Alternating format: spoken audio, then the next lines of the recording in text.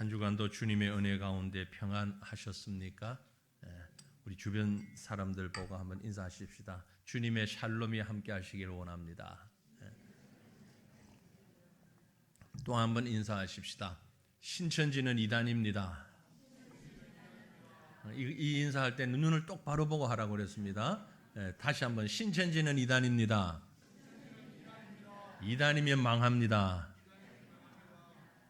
눈 바로 안 마주치고 입을 안 연 사람은 수상한 사람이에요. 기억하십시오. 그래서 나중에 저한테 고자질 해주십시오. 분명히 문제 있는 사람입니다. 다시 봐야 될 사람이니까. 오늘은 우리 삼손 이야기로 좀 이 아침에 함께 은혜를 나누어 보고 싶습니다. 아시죠? 삼손. 이렇게 조용할 수가. 아무도 모르시나 보네. 그럼 삼손부터 다시 얘기를 해야 되는데, 삼손 아시죠? 태어날 때부터 하나님의 은혜를 입은 자입니다. 나실인으로 구별된 사람이죠. 나실인. 그것은 구별된 사람, 그런 뜻입니다. 태어날 때부터 특별히 구별됐습니다. 삼손이 태어나는 장면을 보면 사사기 13장 3절에서 5절 사이에 기록되어 있는데요. 여기에 보니까 이렇게 기록이 되어 있습니다. 여호와의 사자가 그 여인에게 나타나서, 삼손의 어머니죠, 그 여인에게 나타나서 그에게 이르시되, 보라, 내가 본래 임신하지 못함으로 출산하지 못하였으나 이제 임신하여 아들을 낳으리니 그러므로 너는 삼가 포도주와 독주를 마시지 말며 어떤 부정한 것도 먹지 말지니라. 보라, 내가 임신하여 아들을 낳으리니 그의 머리 위에 삭도를 대지 말라.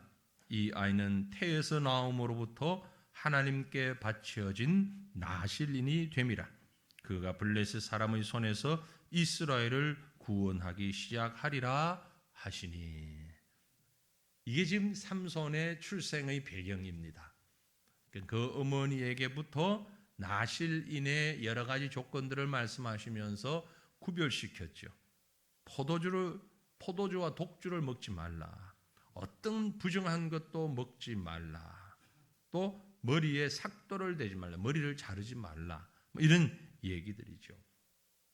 삼손은 이렇게 어릴 때부터 특별한 하나님의 계획 가운데 태어났습니다. 나실인으로 태어났습니다. 우리가 일반적으로 삼손 그러면 바로 이어서 나오는 단어가 뭐죠? 힘 있는 장사 맞습니다. 아무도 삼손의 힘을 당해낼 자가 없었습니다. 얼마나 힘이 세었는가를 성경이 표현하기를 사자를 잡아서 찢을 수 있었다. 염소 새끼를 잡아서 찢는 것처럼 사자를 찢을 수 있었다. 나귀 턱뼈를 가지고 블레셋 사람 1000명을 죽였다. 아주 전설적인, 그야말로 그 시대의 히어로, 영웅이었죠. 슈퍼맨. 그런데 오늘 우리가 읽은 성경 보면 삼손이 블레셋 사람들에게 붙잡혀서 감옥에 들어갔고 두 눈이 뽑혀서 앞을 보지 못하는 불쌍한 신세가 되어버리고 말았습니다. 시대의 영웅이 몰락해버린 것입니다. 적국인 블레셋의 포로가 되어서 제주꾼 취급을 받는 처참한 신세로 몰락했죠. 자, 우리가 읽은 말씀 가운데 25절을 보니 이렇게 기록합니다. 그들의 마음이 즐거울 때에, 블레셋 사람들이 지금 연회를 합니다. 그들의 마음이 즐거울 때에 이르되 삼손을 불러다가 우리를 위하여 제주를 부리게 하자. 무슨 곰도 아니고, 그죠? 제주를 부리게 하자 하고 옥에서 삼손을 불러내매 삼손이 그들을 위하여 제주를 부리니 그들이 삼손을 두 기둥 사이에 세웠더라. 참 처참한 모습이죠. 여러분, 때때로 우린 주변에 몰락해버린 사람들을 종종 봅니다. 하나님이 저 사람에게는 굉장한 능력을 주셨다. 저 사람은 장차 큰 인물이 될 거야. 장차 하나님 나라에서 기둥 같은 존재가 될 거야.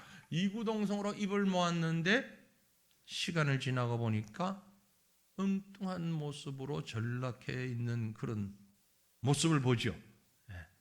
꼭 뭐 직업의 귀천을 따지는 건 아닙니다만은 어린 아들이 어릴 때부터 아주 자동차를 그렇게 좋아하고 비행기를 좋아하고 하고 노니까 부모가 보고 저 녀석은 아마 크면 아주 대단한 비행기를 조종하는 파이럿이 될 거야. 그런데 커 보니까 리어커 끌고 폐지 줍고 있더라. 기대와 결과가 너무 다른 그런 모습을 종종 볼 수 있죠. 어쩌면 우리 자신이 그런 사람은 아닐까요? 어렸을 적에 많은 기대를 한 몸에 받았는데 지금 보니 어떻습니까? 그 기대가 그대로 이루어졌습니까? 아닙니까? 대부분은 그렇지 못할 겁니다. 왜 그럴까요? 왜 내 인생이 시작할 때와 달리 초라하게 되었을까요? 무엇이 우리를 그렇게 만들었다고 생각하십니까? 오늘 우리는 삼손을 통해서 그 답을 한번 찾아보려고 합니다. 왜 삼손은 그렇게 영웅적인 삶을 살다가 이렇게 비참하게 몰락해버리고 말았는가? 무엇이 그의 인생을 이렇게 추락시켜버렸을까? 그 많은 은혜, 그 많은 능력이 있었음에도 불구하고 왜 삼손은 보잘것없는 인생으로 생을 마감하고 말았을까? 여기서 우리는 해답을 한번 찾아보기를 원합니다. 그래서 믿음의 사람이 몰락하는 이유가 무엇일까를 한번 생각해 보십시다. 저와 여러분이 다 믿음의 사람인데 우리 믿음의 사람들이 왜 몰락할까? 이유가 뭘까? 삼손을 보면서 몇 가지만 제가 정리를 해봤는데 먼저는 스스로의 약점을 잘 다스리지 못할 때 몰락할 수밖에 없습니다. 모든 사람에게 약점이 있지요. 다 있습니다. 나의 약점이 무엇인지 오늘 나중에 구역 모임할 때 여러분 한번 나누어 보시길 바랍니다. 각자가 솔직하게 나의 약점이 무엇인지, 나 못생겼어요 뭐 이런 거 말고 정말 진심으로 나의 약점이 무엇인지, 그 약점을 극복하지 못하고 약점에 갇혀서 살게 되면 삼손처럼 되는 것입니다. 아까 말씀드린 대로 사사기에 삼손의 얘기가 기록되어 있는데 13장에 삼손의 출생에 관한 기록이 있고요. 14장에 가보면 삼손의 사역이 시작되는데 그 사역을 시작하는 첫 구절이 이렇게 시작을 합니다. 사사기 14장 1절에 보면 삼손이 딥나에 내려가서 거기서 블레셋 사람의 딸들 중에서 한 여자를 보고 올라와서 자기 부모에게 말하여 이르되 내가 딥나에서 블레셋 사람의 딸들 중에서 한 여자를 보았사오니 이제 그를 맞이하여 내 아내로 삼게 하소서. 나실인으로 태어났던 삼손에게 그가 사역을 시작하는 첫머리가, 첫 언급이 여자를 보았다. 그리고 그 여자를 내 아내로 맡게 해달라. 그 여자가 누구냐? 블레셋 여인이다. 이쁘다. 내 스타일이다. 내 이상형이다. 그러니까 두 말 말고 내 아내로 허락해달라. 단순히 이것은 남자와 여자의 구별이 아닌 성적 대상으로, 쾌락의 대상으로 보는 삼손의 가치관, 그게 바로 삼손의 약점이었습니다. 힘도 남자도 여자도 하나님이 주신 축복입니다. 여러분 한번 생각해 보세요. 여자분들, 온 세상에 남자가 아무도 없고 여자만 있다. 어떻습니까? 끔찍하죠? 남자분들, 세상에 전부 여자는 없고 남자만 있다. 어떻습니까? 끔찍하죠? 하나님께서 남자에게 여자를 선물로 주셨고 여자에게 남자를 선물로 주셨습니다. 살아갈 힘을 선물로 주셨습니다. 힘과 남자와 여자는 하나님의 선물입니다.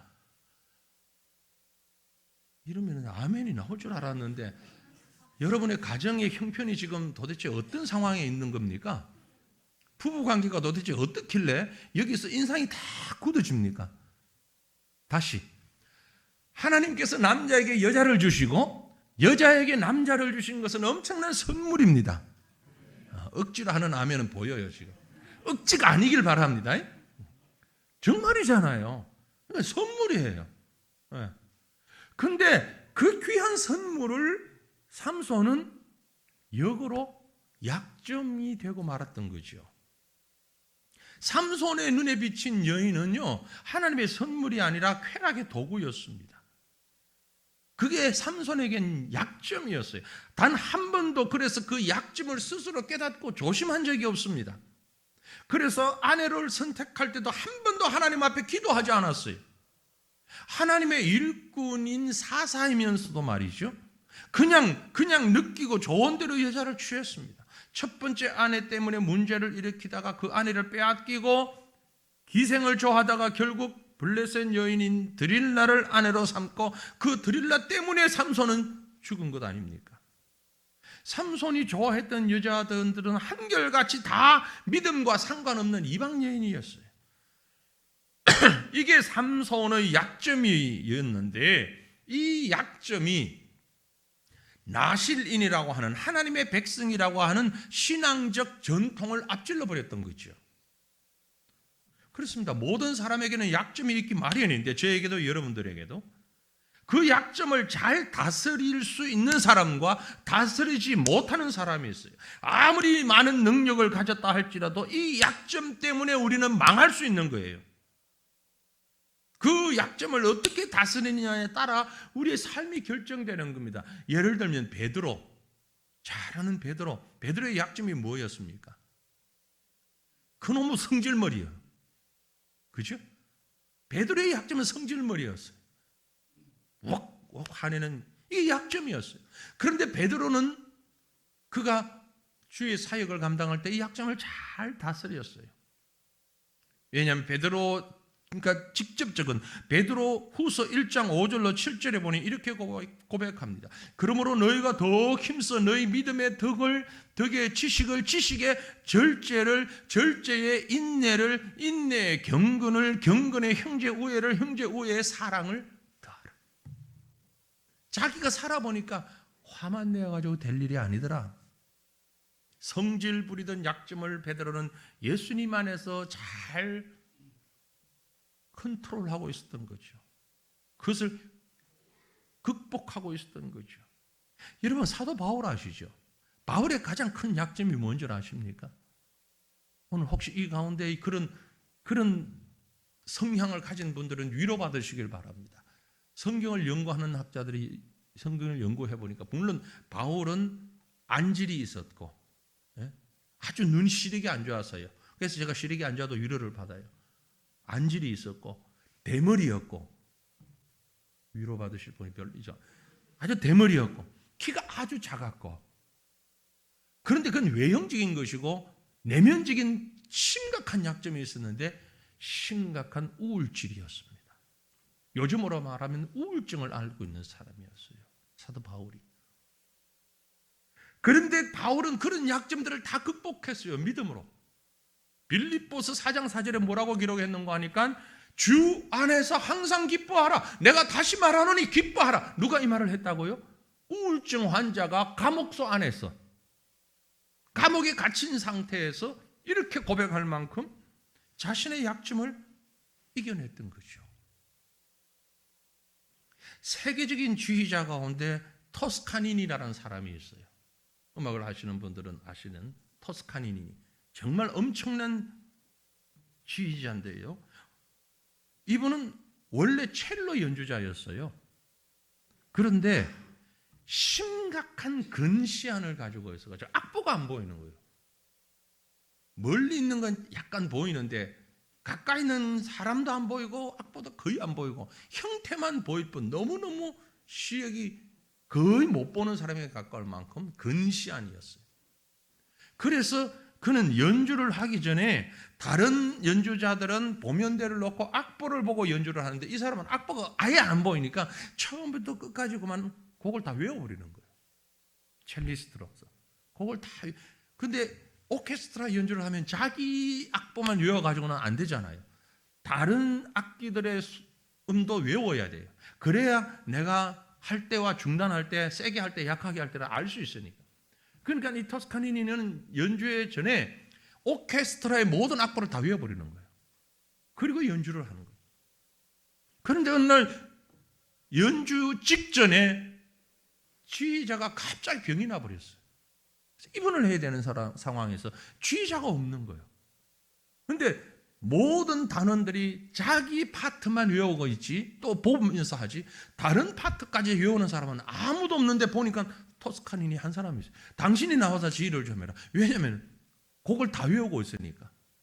뭐 바이올린, 첼로, 여러 가지 피아노, 뭐 트럼펫, 나와야 될 때, 들어가야 될 때를 다 알고 있으니까 당신이 한번 지휘를 해라. 그래서 지휘자로서 데뷔를 하게 되는 겁니다. 멋진 연주를 하게 되고 그는 첼리스트에서 지휘자로 변신하게 되는 거죠. 자신의 약점이 최고의 강점이 되어버린 것입니다. 여러분, 자신의 약점을 바라보면서 극복하기 위한 믿음의 간구를 하나님 앞에 드릴 수 있기를 바랍니다. 여러분의 약점이 어떤 것입니까? 그것 때문에 우리가 불행해진다면 믿음의 사람의 모습이 아니잖아요. 솔직하게 자신을 돌아보시길 바랍니다. 돈이 나의 약점인가? 돈만 보면 눈이 뒤집혀 버리는지, 정신을 못 차리는지.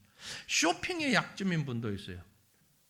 TV 채널에서 제일 재밌는 게 뭐냐 그러면은 쇼핑 채널, 홈쇼핑. 백화점만 가면 아주 눈이 반짝반짝해지는, 그러면서 하는 말이 지름신이 강림하셨다. 그게 약점일 수 있죠. 친구를 너무 좋아하는 게 약점일 수도 있어요. 친구를 사귀는 건 좋은데 너무 좋아하는 그게 약점이 되어가지고 다 뺏겨버리는. 삼손은 자신이 가진 약점을 기도하며 극복할 생각을 하지 않았습니다. 그걸 그대로 방치해버렸습니다. 여러분, 약점을 찾고 고쳐나가십시다. 보완하십시다. 하나님 앞에서 발버둥 칩시다. 하나님 앞에서 내 약점을 놓고 기도하고 그 약점을 이기기 위해서 몸부림쳐야 합니다. 그때에 우리는 믿음의 사람으로 설 수 있는 것입니다. 몰락하지 않을 수 있습니다. 또 한 가지는 자기 정체성을 망각하게 되면 몰락하게 됩니다. 삼손이 앞에서 말씀드린 대로 나실인으로 태어났어요. 날 때부터 하나님과 약속된 사람입니다. 하나님 백성으로 태어났다는 것이죠. 하나님의 일꾼으로 태어났다는 겁니다. 사사로 점 찍고 태어났습니다. 그러면 나실인은 독주를 마시지 말고 부정한 것을 가까이 하지 말고 머리에 삭도를 대면 안 되는 분명한 규정이 있었습니다. 이게 삼손의 정체성이었어요. 그런데 그걸 다 잊어버렸어요. 14장 5절에 보면 삼손은 포도원에 내려갔습니다. 삼손이 그의 부모와 함께 딥나에 내려가 딥나의 포도원에 이른 적 젊은 사자가 그를 보고 소리 지르는지라. 오면 안 되는, 왜 소리를 이곳에 왔느냐? 포도주를 마시면 안 되는데 말이죠. 또 14장 9절에 보면 죽은 사자의 시체에서 꿀을 먹어요. 손으로 그 꿀을 떠서 걸어가며 먹고 그의 부모에게 이르러 그들에게 그것을 들여서 먹게 하였으나 그 꿀을 사자의 몸에서 놓았다고는 알리지 아니하였다. 죽은 사자, 시체를 가까이 하면 안 되는데 그걸 만지고 꿀을 떠와요. 또 16장 17절 보면 드릴라에게 그렇게 비밀을 누설해버리죠. 삼손이 진심을 드러내어 그에게 이르되 내 머리 위에는 삭도를 떼지 아니하였나니 이는 내가 모태에서부터 하나님의 나실인이 되었습니다. 만일 내 머리가 밀리면 내 힘이 내게서 떠나고 나는 약해져서 다른 사람과 같으리라 하니라. 드릴라 앞에 다 폭로해버리고 마는 거죠.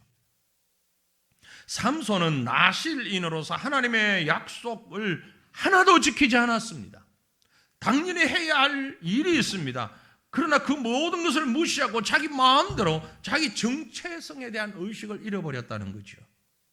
여러분, 우리 그리스도인들은, 성도들은 주 안에서 자유를 누릴 수 있습니다. 진리를 우리를 자유케 합니다. 그러나 우리의 신분을 가지고 정도 안에서 자유로움이 있어야 합니다. 그리스도인의 신분을 가지고 그 정도를 걷지 않으면 우리 인생은 불행해질 수밖에 없습니다. 하나님이 우리에게 주신 신분이 무엇입니까? 구원받은 자요, 하나님의 자녀요, 하나님의 청지기요, 복음을 증거하는 자요, 하나님의 사람으로 하나님을 예배하는 자입니다. 어떻습니까? 여러분은 그렇게 살아오고 있습니까? 현대에 참 많은 부분에서 정체성을 요구하는 데가 많이 있습니다. 아마 여기 연세 드신 분들이 비슷한 분이 많을 텐데요. 길을 가다가 커피를 한 잔 마시기 위해서 커피 전문점이나 카페에 들어가게 되면 엄청난 질문 공격을 받게 되죠. 아닙니까? 뭘 드시겠어요? 커피요. 카페인입니까? 디카페인입니까? 아이스입니까? 뜨거운 겁니까? 사이즈는 어떻게 드려요?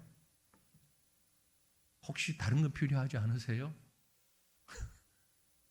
결국 그만 커피 달라니까? 근데 커피인데 아메리카노를 원하십니까? 카페라떼를 원하십니까? 양은 얼마나 할까요? 시럽을 타나요? 안 타나요? 그런데 그걸 차분하게 묻지도 않아요. 얼굴 눈도 안 보고 막 물어요. 혹시 서버 뭐라고 하는 빵집 가보셨어요? 딱 처음부터 빵을 어떤 걸로 선택하죠? 야채를 드셔야 안 드세요? 안 드시는 야채 있으세요? 없으세요? 소스는 어떤 걸로 하요? 데워드릴까요? 사겨드릴까요? 묻는 게 얼마나 많은지 엉겹결에 대답하다 보면 나중에는 정말 이게 내가 주문한 게 맞나 싶을 만큼. 옛날 같으면 단골집 가가지고 맨날 먹던 그거요 이러면 되는데 요즘은 그것도 안 통하잖아요. 예, 그거요. 그래. 나중에 보고 들고 보면 내가 왜 이걸 왜 주문했지? 이걸 내가 왜 먹어야 되지? 네. 커피 한 잔을 위해서도 이렇게 자기 주관이나 정체성이 분명해야 하는데 하물며 우리 영혼의 문제에서 어찌 아무렇게나 흔들리며 살 수 있단 말입니까? 여러분, 삼손은 나실인답게 살질 못했어요. 하나님의 사람답게 살질 못했어요. 우리는 어떻습니까? 우리는 내 영적 정체성을 분명하게 생각하고 그것대로 살아가고 있습니까? 목사로, 중직자로, 교회에서 책임 맡은 자로, 아버지로, 어머니로, 자녀로 스스로를 한번 돌아볼 수 있기를 바랍니다. 삼손이 몰락했던 데는, 믿음의 사람들이 몰락하는 데는 또 하나의 이유가 있다고 보여집니다. 그게 뭔가 하니까 세상 소리에 너무 귀를 기울이게 될 때에 몰락할 수밖에 없습니다. 삼손이 결정적으로 몰락하게 된 것은 그의 아내였던 드릴라 때문입니다. 16장 15절 16절을 보면 드릴라가 삼손을 막 다그치는 걸 볼 수 있습니다. 드릴라가 삼손에게 이르되 당신의 마음이 내게 있지 아니하면서 당신이 어찌 나를 사랑한다 하느냐? 당신이 이로써 3번이나 나를 희롱하고 당신의 큰 힘이 무엇으로 말미암아 생기는지 내게 말하지 아니하였도다 하며 날마다 그 말로 그를 재촉하여 조름에 삼손의 마음이 번뇌하여 죽을 지경이라. 한마디로 바가지에 끓혀서 죽을 지경이 되어버렸어. 날마다 복가됐습니다. 왜 그러냐면은 이 드릴라가 이미 블레셋 사람들에게 매수를 당했어요. 무엇에 매수를 당했냐면은 돈에 매수 당했어요. 그래도 뭐 과거에 직업이 어쨌든 간에 남편과 결혼을 해서 이제 한 가정을 이뤘으니까 나름대로 또 정도 있었지 않겠어요? 그런데 블레셋 사람들이 이 드릴라에게 엄청난 물질로 매수를 했습니다. 돈 얼마에? 은 1,100냥에. 야, 너가 삼손의 그 힘의 비밀을 우리에게 알려주면 은 1,100냥을 너에게 주마. 이 돈이 얼마인지를 계산해 보면 어마어마한 양이에요. 당시 보통 사람들의 1년 연봉이 은 10냥이었대요. 연봉이 은 10냥인데 1,100냥을 준다고 그랬으니 이건 연봉이 몇 배입니까? 100배가 넘잖아요. 그러니 여기에 정신을 잃지 않을 사람이 어디 있겠습니까? 그것도 전직이 기생이었던 블레셋 사람이고 삼손은 유대 사람이고 민족도 다르고 그러니 그게 속아 넘어가서 그만 이 삼손을 다그쳤던 거죠. 한마디로 드릴라는 돈 때문에 남편을 팔아넘긴 것이에요. 돈 때문에 넘겼고 삼손은 여자의 눈물 때문에 넘어가 버린 겁니다. 참 비참한 부부죠. 이런 부부는 정말 불쌍한 부부예요. 한쪽은 돈 때문에, 한쪽은 그 돈으로 인한 얄팍한 눈물 때문에 서로가 서로에게 넘어가 버린 거죠. 이 둘 다, 삼손도 아내 드릴라도 세상 소리에 너무 귀를 기울였던 것입니다. 여러분 기억하세요. 하나님의 소리보다 사람의 소리를 더 들으면 안 됩니다. 하나님의 소리보다 세상 소리를 더 들으면 안 된다고요. 특히 교회 안에서는 사람의 소리가 크면 안 되는 거예요. 묵상하고 기도하고 말씀을 통해서 나오는 영혼의 소리, 하나님이 주시는 그 음성에 귀를 기울여야 되는 것이지. 그래서 이 안에 말씀을 읽고 말씀을 선포하고 말씀을 얘기하는 소리가 커져야지, 기도하는 소리가 커져야지, 찬송하는 소리가 커져야지, 사람의 소리가 자기를 주장하고 자기 고집과 자기 아집을, 자기 소리를 내는, 그리고 그 소리에 온통 섞여 있어 버리면 교회가 교회답지 못하고 성도가 성도답지 못하고 영적 정체성을 다 잃어버리고 마는 것입니다. 이사야 28장 23절 말씀을 기억하십시오. 너희는 귀를 기울여 내 목소리를 들으라. 자세히 내 말을 들으라. 주님의 말씀입니다. 귀를 기울여 하나님의 말씀에 귀를 기울여 들으시기를 바랍니다. 왜요?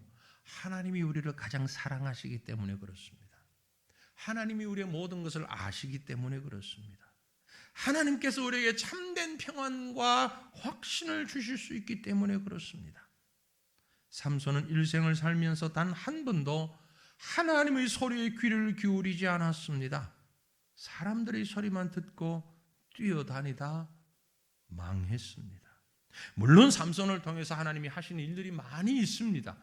그래서 전적으로 삼손의 생애가 무의미하다거나 잘못되었다고 생각하지 않았으면 좋겠습니다. 긍정적인 측면도 많이 있고 또 계시적 측면도 많이 있습니다.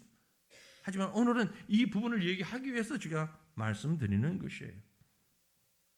여러분, 자신이 살아온 길을 한번 조용히 뒤돌아보시길 바랍니다. 하나님의 소리에 귀를 기울였는가?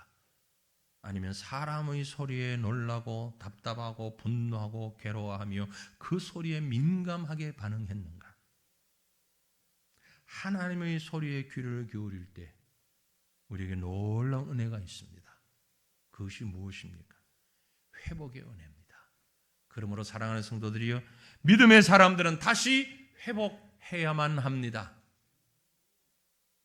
믿음의 사람들은 실패할 수 있습니다. 좌절할 수 있어요. 하지만 다시 회복해야 하는 것입니다. 이 회복의 은혜가 저와 여러분에게 함께 하시기를 바랍니다.